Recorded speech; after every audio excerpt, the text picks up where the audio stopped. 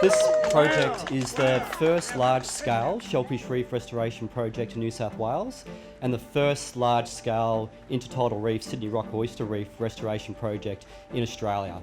So we're here today at Kurua Guba Nina, which is the new oyster reef at Kurua. This area here is part of the Port Stephens Shellfish Reef Restoration Project. It's one of 2 sites in Port Stephens. Conducting a smoking ceremony today to make sure we cleanse everybody on country here today. Make sure that where we're growing our oysters and everything here is all cleansed, and make sure that our elders and that's been passed on will look after the area for us now. Over 55 million oysters growing on our new reefs, and together they're filtering over 7.5 million litres of water per hour.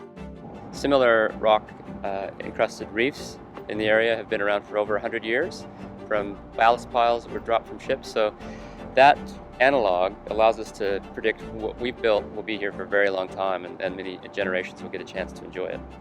And because we are saltwater people, this is our staple diet. Aboriginal people here, the Worimi, traditional landholders here, they've been really involved with this project from the outset. Shellfish reefs provide a number of different environmental benefits, be it filtering water, boosting fish stocks, and also really significant social, economic and cultural benefits as well.